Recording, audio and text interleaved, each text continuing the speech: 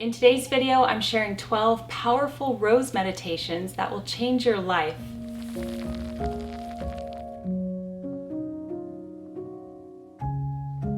Hello everyone, my name is Jennifer L. Scott and welcome to the Daily Connoisseur. I love roses and I love inspirational quotes. And today we are melding the two and I'm going to be sharing 12 powerful meditations on roses that will honestly change your life. So let's jump into the first quote, which is by Matshona Diliweo. He is a Zimbabwe-born Canadian philosopher. And he said, "A rose does not lose sleep because it was mocked by weeds." Okay, so you know I love definitions. And so the definition for a weed is a wild plant growing where it is not wanted and in competition with cultivated plants. So that just brings a whole new meaning to this quote. A rose does not lose sleep because it was mocked by weeds. So when you are mocked by people in your life, I'm not saying those people are weeds, but what I'm saying is that their behavior is like the weed. What is a weed? It's invasive. It's not wanted, it's in competition with the cultivated plants. So you must remain as a cultivated plant, like the rose, beautiful, strong, cultivated, while people's behavior around you might be like the weed, invasive, not wanted, competing with you. It goes hand in hand with being too big to care, which is a tip that I shared recently in my How to Be Unbothered video, which I will leave linked up above in the iCard. But I love this. If you're going through life and you find that people are mocking you, think about them as being like weeds. They're trying to compete with the cultivated flower. This will help you take the high road and behave like the rose, be like the rose. The second quote is one of my favorites, and it's by English novelist Anne Bronte. She said, "But he who dares not grasp the thorn should never crave the rose." These are so deep I have to read them twice. But he who dares not grasp the thorn should never crave the rose. So here's how I interpret this. If you don't dare to grasp the thorn, you won't get the rose. So that's the prize. The rose symbolizes success, life, freedom, beauty. It's a prize. But you can't just get that prize by coasting to the top without any tribulations in your life, right? The tribulations are the thorns. And so if you don't dare grasp the thorn, you will not get the rose. And I love that she used the word dares. Because when you go for your goals, when you go for things that you really want in life, you have to dare to get it. They're just not going to fall into your lap, right? So I feel like the rose symbolizes that. It symbolizes your desires, the things that you want in your life. And yes, along the way, there are going to be a lot of thorns, but don't even bother craving the rose. I love that word too, if you don't dare to grasp the thorns. The next quote comes from Ray Evans, who was an American songwriter. "A rose must remain with the sun and the rain, or its lovely promise won't come true." So think about that. The rose must endure both the sun and the rain. It must endure both in order to fulfill its promise and become a beautiful bloom. In this case, I believe that the sun symbolizes good times, happy times, everything going your way, and the rain symbolizes the storm when things don't go your way. But what we have to realize in life is that all things work together for good, for our greater purpose. So that's how I like to look at it. When you are going through a challenging situation, think of the rose bush in the wintertime. It's cut down to a stump, it's completely barren, there's no leaves, the rain is pouring on it. But come spring and summer, it's beautiful, leafy green, there's foliage, and the roses have bloomed. But they wouldn't have gotten there if they didn't go through that winter, if they didn't go through those storms. So we often wonder when we're going through a hard time, why is this happening to me? Why am I going through this hard time? But those hard times will make you stronger, and eventually, because of them, you will bloom. I know I keep saying this, but this might be my favorite quote out of all of them. And so meditation number 4 comes from Restoration playwright Richard Brinsley Sheridan, who wrote, "Won't you come into the garden? I would like my roses to see you." So first of all, I have a fond place in my heart for Richard Brinsley Sheridan because the first play I ever acted in was The Rivals by Sheridan, and I played the role of Julia, and here's a photograph of me. I think I was 17 when this picture was taken. So I love Richard Brinsley Sheridan. But let's talk about the quote. So this is a compliment to the person he's speaking to.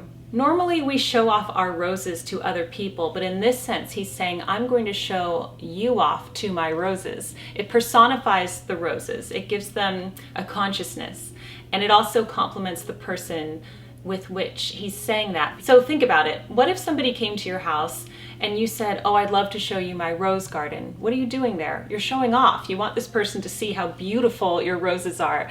But in this sense, he is saying to the person, you are so beautiful. I want my roses to see you. I love this because he makes it seem like the roses themselves have a consciousness, which I actually believe they do. I do believe that all plants do. And it strangely reinforces my look presentable always philosophy because even the roses are watching you. I would like to break away for a quick moment to tell you about the Chic Society, which is the private membership group here on YouTube for the Daily Connoisseur. In channel memberships, I do one vodcast every Friday, and we go live or do a Zoom call together once a month. We also have a pen pal program. There are 3 different tiers. The lowest one is only $1.99 a month, and there are also 2 upper tiers. Right now you are seeing the Chic Connoisseur mentions, and at the end of this video I am going to share the elegant connoisseurs with you. They have businesses, or they're artists or writers, or they are high patrons of the channel. So I would like to thank the Chic Society for supporting the Daily Connoisseur, and if you are interested in joining, I will leave the link down below, or you could click the join button. And now, back to the quotes. Meditation number 5 comes from English romantic poet John Keats. He wrote, "But the rose leaves herself upon the briar, for winds to kiss and grateful bees to feed." So if you look at this deeply, it says the rose leaves herself upon the briar, as if the rose has a choice. So we know that roses are either planted or they naturally spring up where the seed has fallen. In this case, he again gives power to the rose. So it's like the rose chose to leave herself upon the briar. She sacrifices herself for the winds to kiss and grateful bees to feed. So the way I interpret this is through the lens of motherhood. So the woman who is like the rose, she chooses to be on the briar in the elements. So if you think about on the briar, it's wild, the elements are there, the bees are hungry. That's different than a manicured garden where the rose might be sheltered a bit from the elements with high walls, or perhaps the rose is in a pot. Okay, so the rose has chosen to be out there in the elements, and it's for the winds to kiss, for the elements to kiss her, and the grateful bees to feed. In this sense, the bees might be our children, our family, and they are grateful. So just remember that if you're in the trenches of motherhood, if you're in the elements of it all, you're like the rose who chooses to be on the briar. And the elements, while they can be harsh, they also kiss you. They're also grateful for you, and she will be rewarded from that. I know you've been waiting for meditation number 6, which is from William Shakespeare, who wrote, "What's in a name? That which we call a rose by any other name would smell as sweet." So of course this is the famous line from Romeo and Juliet. Juliet is arguing that it does not matter that Romeo is from her family's rival house of Montague. So she's saying it doesn't matter what your name is, it doesn't matter what a rose is called, it will still smell as sweet. Well, I do think it would matter what a rose is called, because if it was called stinkweed, for example, it might not be as beautiful, but William Shakespeare is right. It would still smell the same. It would have the same beautiful scent. So the way I interpret that through this meditation is that it doesn't matter what labels life has put upon you. You can still smell as sweet as the rose. So you might find yourself being labeled by people trying to put you in a box, saying you're this or you're that, or you can't do this because you're XYZ. Well, you can remember that a rose by any other name would still smell as sweet, and you can too. Meditation number 7 comes from Abraham Lincoln, who wrote, "We can complain because rose bushes have thorns, or rejoice because thorn bushes have roses." So this is the classic glass half empty or half full.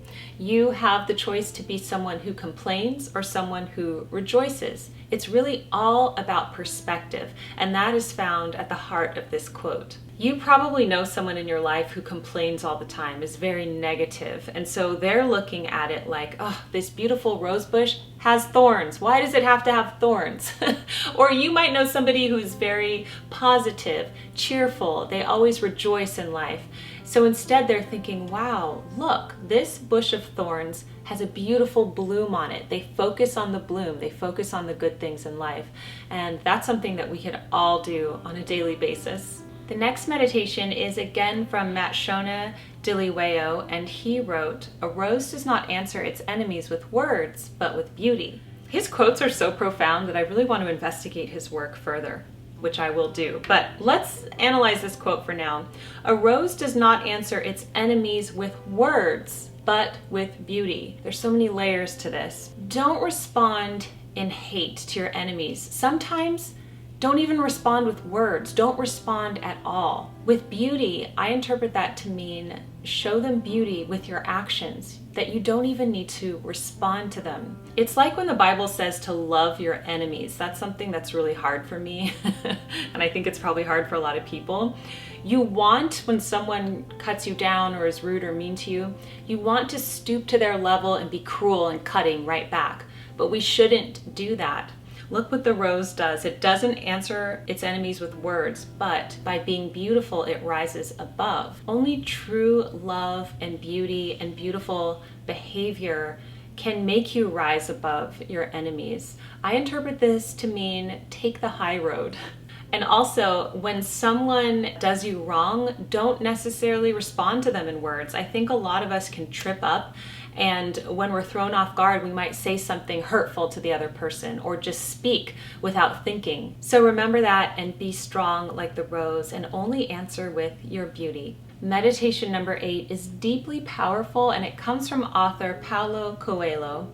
And he wrote, "The rose is a rose from the time it is a seed to the time it dies.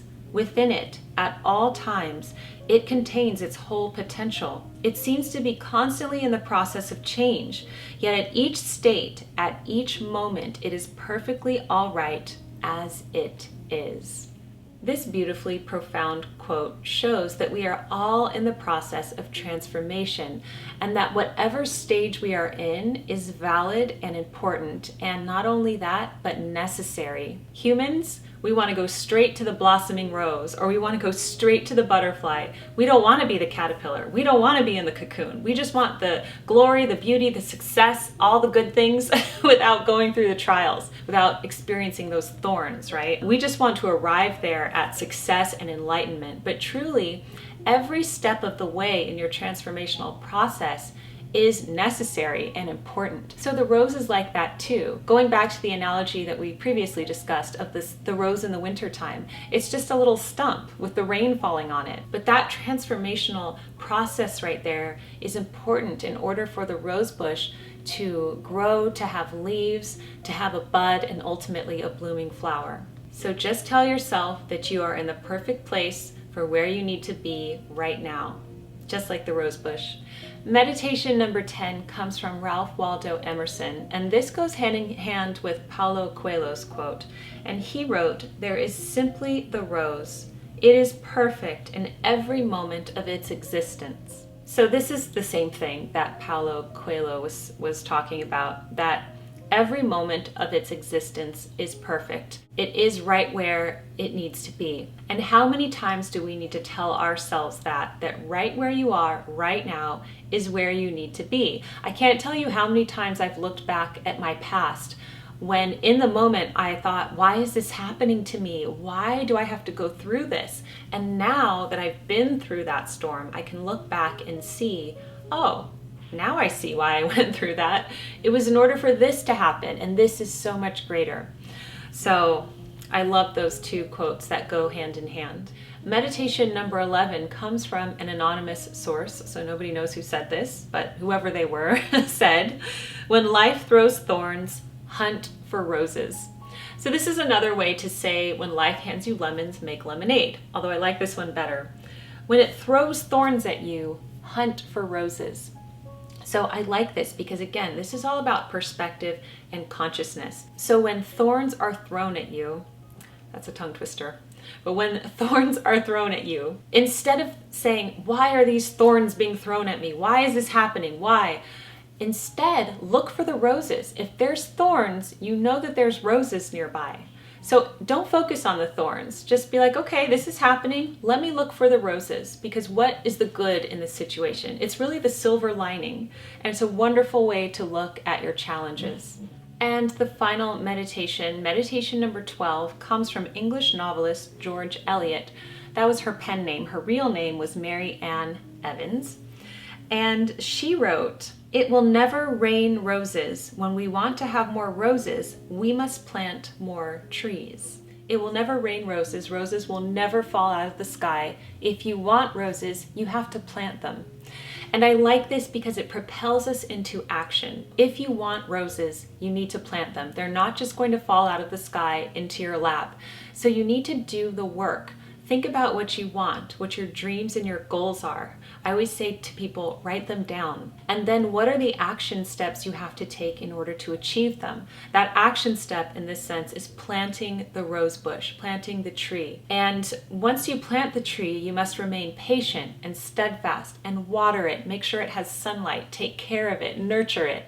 And then you will have roses.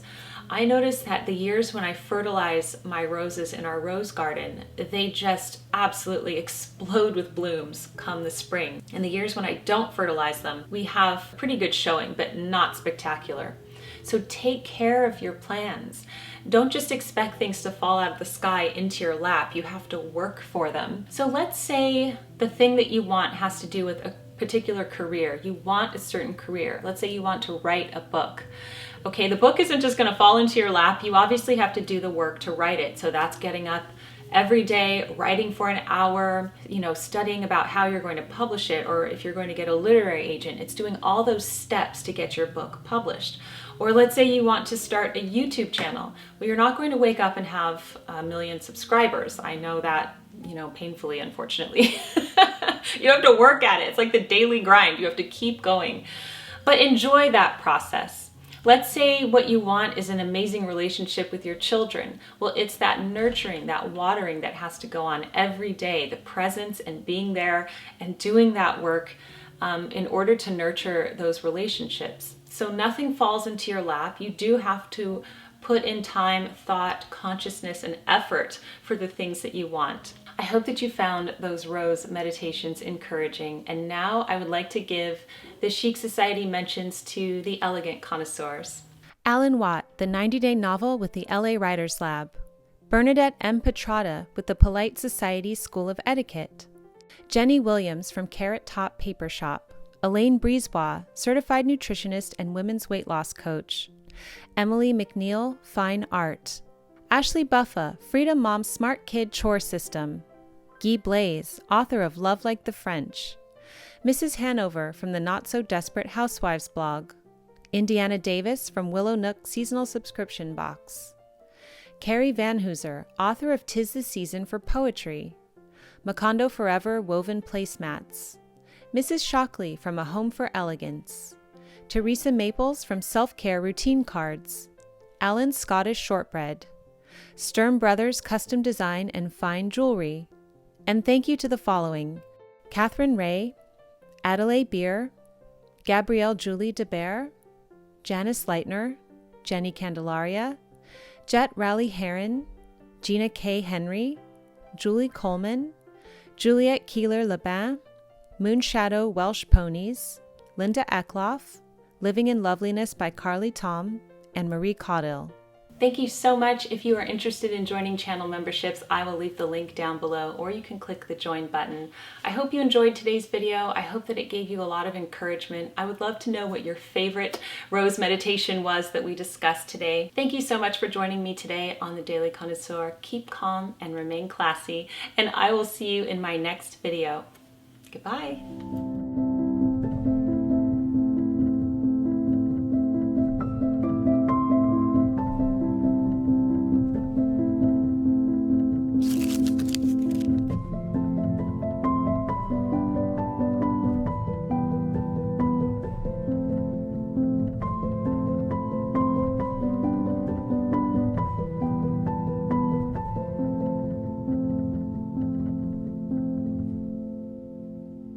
you.